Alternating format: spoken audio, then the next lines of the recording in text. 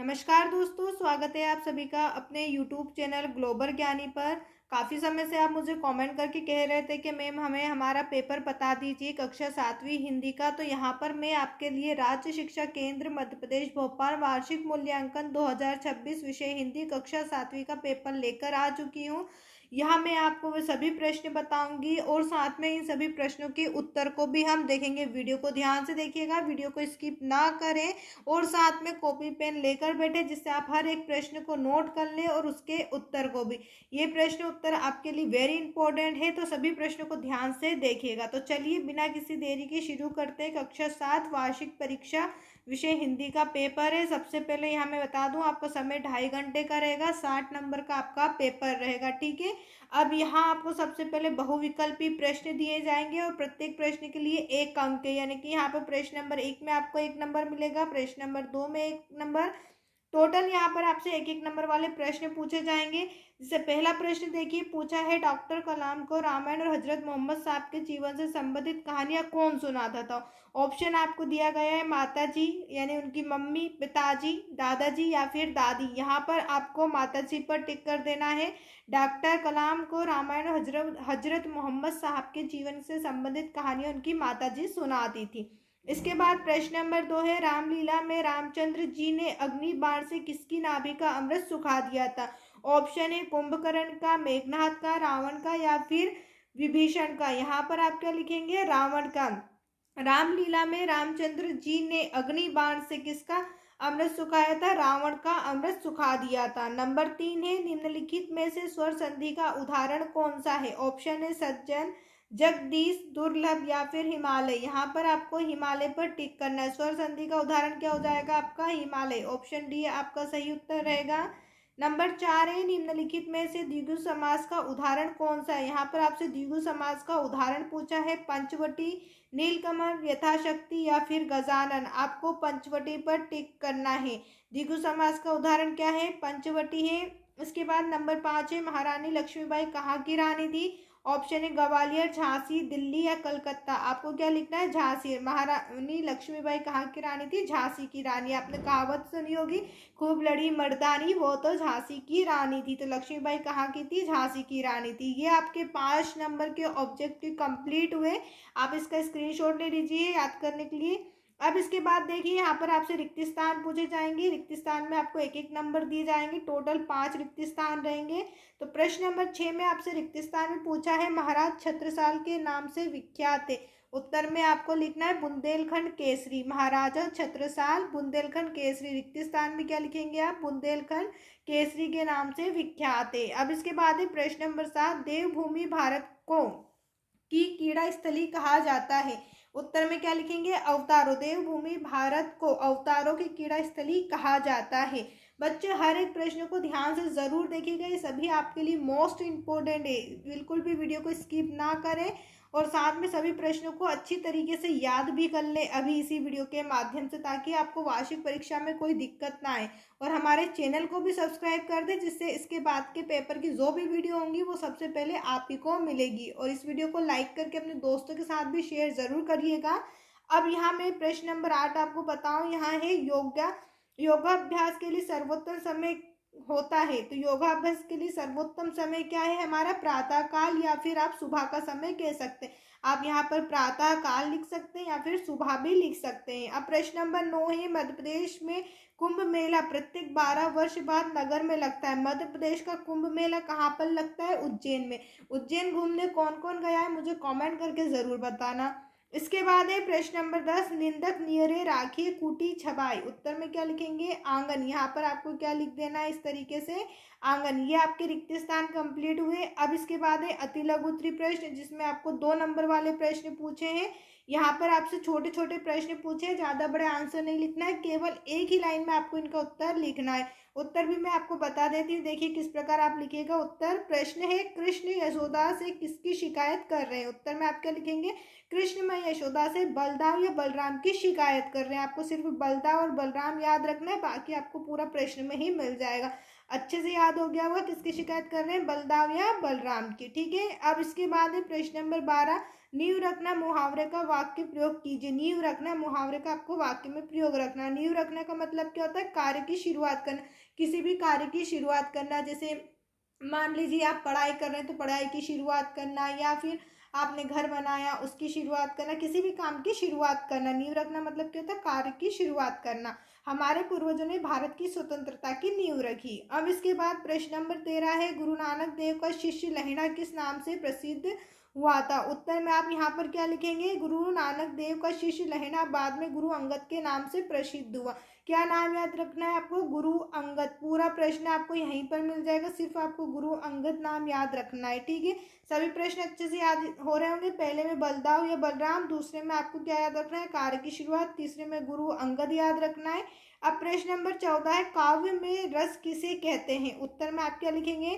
काव्य को पढ़ने, सुनने या देखने से पाठक, श्रोता, दर्शक को जिस अलौकिक आनंदमयी अनुभूति होती है उसे काव्य रस कहते हैं। इसे मैं समझा दूं। काव्य को पढ़ते, जैसे आप कोई सी कहानी पढ़ते हैं, कोई सा चुटकुला आप पढ़ते हैं तो आपको हंसी आती है, तो ये आपके क्या हो गए? पढ़ने।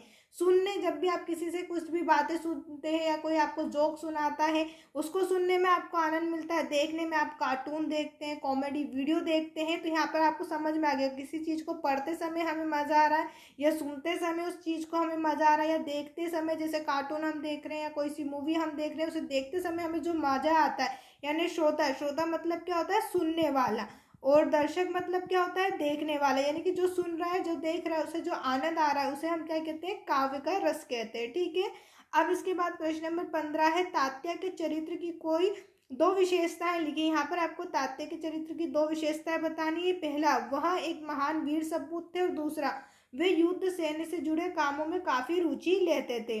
प्रश्न नंबर 16 है, निम्नलिखित शब्दों के दो दो पर्यायवाची शब्द। पहला आपको लिख देना है सूरज और दिनकर, पानी का पर्यायवाची आप लिख देंगे जल और नीर। ये सभी प्रश्न आपसे 2 नंबर में पूछे गए थे। इन सभी प्रश्नों के उत्तर जो है आपको 2-2 नंबर के अंक मिलेंगे। अब इसके बाद है लघुत्तरी प्रश्न, जो आपसे 3 नंबर में पूछे जाएंगे।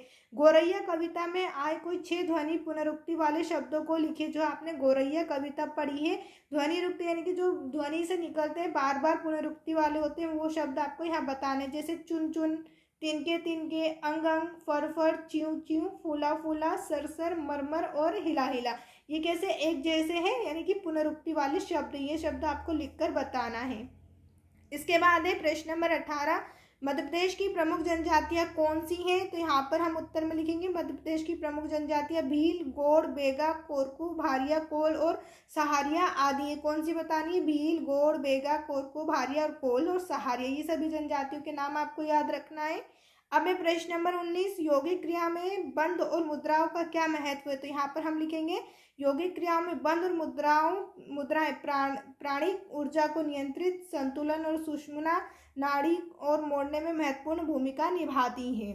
इसके बाद प्रश्न नंबर 20 है, वीरता कलंकित ना हो, सुशोभित तो इसके लिए कौन से कार्य करना चाहिए? तो यहाँ हम उत्तर में लिखेंगे वीरता तभी कलंकित होती है जब हम अपने कर्तव्य के पालन के पीछे रहते हैं। कर्तव्य पालन से मिलने वाली सफलता वीरता को सुशोभित करती है। इसलिए मातृभूमि की आज़ादी की रक्षा के काम में अड़िग बना रहना चाहिए। वीरता कैसे कलंकित हो जाएगी? जब हम अपने कर्तव्य से पीछे हट जाएंगे। जो हमारा कर्तव्य, जैसे हमारा कर्तव्य कि हमें गंदगी हमारे शहर में, हमारे गांव में, हमारे घर के आसपास कहीं गंदगी नहीं करना चाहिए, तो इस तरीके से हम अगर हमारे कर्तव्य से पीछे हट जाएंगे तो हमारी वीरता क्या हो जाएगी? कलंकित होगी। अब इसके बाद प्रश्न नंबर 21 है, अष्टांग योग के अंक। तो यहाँ पर आपको 8 अंक बता देने हैं। उत्तर में देखिए, यम, नियम, आसन, प्राणायाम, प्रत्याहार, धारणा, ध्यान और समाधि, ये 8 नाम आपको अच्छे से याद रखना है। अब प्रश्न नंबर 22 है, अपनी शाला के प्रधान पाठक को 2 दिन के अवकाश के लिए प्रार्थना पत्र। तो यहाँ पर प्रार्थना पत्र में पहले क्या लिखेंगे? सेवा में स्कूल का प्राचार्य को लिख देंगे श्रीमान प्राचार्य महोदय। इसके बाद स्कूल का नाम, विषय में क्या लिखना है? 2 दिन का अवकाश। देखिए यहाँ पर ये लाइन आपको खुद को दी हुई है, 2 दिन के लिए अवकाश प्रार्थना पत्र। ये लाइन तो आपको यहीं से देखकर लिख देनी है विषय में। ठीक है, अब मान्यवर सविनय निवेदन है कि मुझे कल शाम से तेज बुखार आ रहा है, डॉक्टर ने मुझे 2 दिन तक घर आराम करने की सलाह दी है, अतः आप मुझे 2 दिन की छुट्टी देने के लिए कृपा करें, सदा आभारी रहूंगा, धन्यवाद। अपनी दिनांक लिखना है पेपर की, आपका आज्ञाकारी, आपका नाम और आपकी यहाँ पर कक्षा हो जाएगी। ठीक है, आप इसका भी स्क्रीनशॉट ले लीजिए और चैनल को भी सब्सक्राइब कर दीजिए। अब इसके बाद देखिए दीर्घोत्तरी प्रश्न, यहाँ पर आपसे 5 नंबर में पूछे जाएंगे। प्रश्न है, हम समय को स्वर्ण देकर भी वापस क्यों नहीं खरीद सकते? अपने विचार लिखिए। क्या हम समय को, यदि हम समय को पैसे दे दे, स्वर्ण दे दे, तो क्या उसे हम खरीद पाएंगे? नहीं खरीद पाएंगे। हम समय को स्वर्ण यानी कि सोना देकर इसलिए वापस नहीं खरीद सकते क्योंकि बीता हुआ समय कभी वापस नहीं आता। भाई जो बीत गया समय वो कभी वापस नहीं आता। आप कोई सी भी उसको चीज़ दे दो, स्वर्ण दे दो, सोना दे दो, लेकिन कल का बीता हुआ समय नहीं आता। समय दुनिया की सबसे अमूल्य वस्तु है। अमूल्य का मतलब होता है जिसे कभी खरीदा नहीं जाता। तो समय क्या होगी? दुनिया की सबसे अमूल्य वस्तु है जिसे कभी भी धन दौलत से नहीं खरीदा जा सकता। इसलिए हमें हर क्षण समय का सदुपयोग करना चाहिए। अभी आपके पास समय है, इसलिए समय का सदुपयोग करें और अच्छे से अपनी पढ़ाई करें। अब इसके बाद प्रश्न नंबर 24 है, निम्नलिखित पंक्तियों का भावार्थ लिखिए। तो यहाँ पर आपको दिया, मैंने अपना नोट बनाया तिनके तिनके चुनकर। गोरैया क्या कहती है कि मैंने अपना घर बनाया। देखिए यहाँ पर मैंने लिखा हुआ है, पंक्ति विशाखा मुलमुले की कविता गोरैया से ली गई है। इस पंक्ति का भावार्थ कि गोरैया हरे भरे पौधों और घास के तिनकों को इकट्ठा करके अपना घोंसला बनाती। क्या करती है? वो हरे भरे पौधों घास के तिनकों को लेती है और अपना घर बनाती है। बस इतनी से आपको ये लाइन लिखना है। इसके बाद, तू प्रति अंग उमंग भरी सी पोती फिरती पानी, इस कविता का नाम एवं इस कवि का नाम लिखिए। तो यहाँ कविता किसकी? गोरैया की, और इसके रचयिता कौन है? विशाखा मुलमुले हैं। अब इसके बाद है प्रश्न नंबर 26, जिसमें आपको गद्यांश पढ़ना है और नीचे जो प्रश्न दिए गए उनके उत्तर बताना है। यहाँ पर इस गद्यांश को पहले अच्छे से आप पढ़ लीजिएगा, ठीक है। उसके बाद इसके प्रश्नों का उत्तर देना है। तो देखिए गद्यांश का उचित शीर्षक क्या है? पुस्तकालय। यहाँ पर पुस्तकालय की बात करी जा रही है। किसके ऊपर बात करी जा रही है? देखिए पुस्तकालय के ऊपर। तो आपका उचित शीर्षक क्या हो जाएगा? पुस्तकालय। किसके ऊपर बात करी जा रही है? पुस्तकालय का। इसका उत्तर आप क्या लिखेंगे? पुस्तकालय। आत्मनिर्भर के लिए क्या अनिवार्य है? तो यहाँ देखिए इसका उत्तर आपको मिलेगा, आत्मनिर्भर के लिए भारत के नगर नगर घर और विद्यालयों में पुस्तकालय का होना अनिवार्य। ये दूसरा उत्तर आपको मिल गया। बच्चों यहाँ आपको बिल्कुल फ्री के 5 नंबर मिलने वाले। इस क्वेश्चन को बिल्कुल आराम से और अच्छे से देखिए। देखो आपको कुछ भी नहीं करना, सिर्फ इसको पढ़ना है और उत्तर ढूंढ के लिखना है। कुल मिला के यहीं पर आपको उत्तर मिल गया। देखो मिल गया ना। नंबर 2 का उत्तर मैंने आपको बता दिया। नंबर 3, पुस्तकालय का बालकों से क्या संबंध है? देखिए अगली लाइन में इसका उत्तर है, विद्यालयों में पुस्तकालय बालकों की रुचि का निर्माण करने एवं समय का सदुपयोग करने में सहायक होते हैं। ठीक है, ये आपका कौन सा हो गया? उत्तर नंबर तीसरा। यहाँ से आपका यहाँ तक कितना हो गया? ये उत्तर तीसरा। दूसरा मैंने आपको बता दिया। यहाँ पर देखो आपको याद करने की जरूरत नहीं पड़ी, रटने की जरूरत नहीं पड़ी। सिर्फ आपने इस गद्यांश को बहुत अच्छे से पढ़ लिया, उसके बाद प्रश्नों को पढ़ा और सभी उत्तर आपको यहीं पे मिल गए। यानी कि आपको यहाँ पर बिल्कुल फ्री के 5 नंबर मिल गए। तो ये नंबर आपको बिल्कुल भी नहीं कटवाना, ठीक है ना।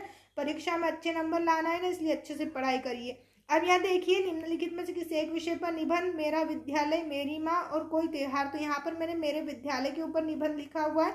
निबंध आपको देखिए किस तरीके से लिखना है, लाइन वाला नहीं लिखना है, ऐसे लिखना है, मेरे विद्यालय। यहाँ पर अपने स्कूल का नाम लिख दीजिएगा, जो भी आपके स्कूल का नाम है, जैसे स्वामी विवेकानंद या गर्ल्स पब्लिक स्कूल, जो भी आपके स्कूल का नाम है वो यहाँ पर आप लिख दीजिएगा। यहाँ मेरे शहर के सबसे अच्छे स्कूलों में से एक है, इसकी इमारत बहुत बड़ी और भव्य है। यहाँ एक विशाल खेल का मैदान है जहाँ हम सब मिलकर फुटबॉल और क्रिकेट खेलते हैं। देखिए कितना आसान है, जो आप स्कूल में करते हैं वही यहाँ पर। भाई आपकी स्कूल की बिल्डिंग बड़ी हो गई, यहाँ पर मैदान हो गया, मैदान में हम सब मिलकर खेलते हैं। क्या खेलते हैं? फुटबॉल और क्रिकेट। जो भी आप खेलते हैं वो खेल लिख सकते हैं। फिर हमारे स्कूल में सभी कक्षाएं हवादार और साफ सुथरी हैं। सभी कक्षाएं कैसी है? साफ सुथरी हैं। यहाँ एक बड़ी लाइब्रेरी और विज्ञान प्रयोगशाला भी है। हमारे शिक्षक बहुत दयालु और मेहनती है, वे हमें बहुत प्यार से पढ़ाते हैं। मुझे अपने विद्यालय में पढ़ना और दोस्तों के साथ समय बिताना बहुत अच्छा लगता है। मुझे अपने विद्यालय पर गर्व है। तो छोटा सा ये निबंध है, ये याद जरूर कर लीजिएगा। उम्मीद है आपको हमारी ये वीडियो पसंद आई होगी। अगर किसी प्रश्न में डाउट हो तो मुझे कमेंट करके पूछ लीजिएगा। इसके बाद आप कौन से पेपर की वीडियोस आते हैं कमेंट करके ज़रूर बताइएगा। वीडियो देखने के लिए आप सभी का धन्यवाद और चैनल को सब्सक्राइब ज़रूर करें।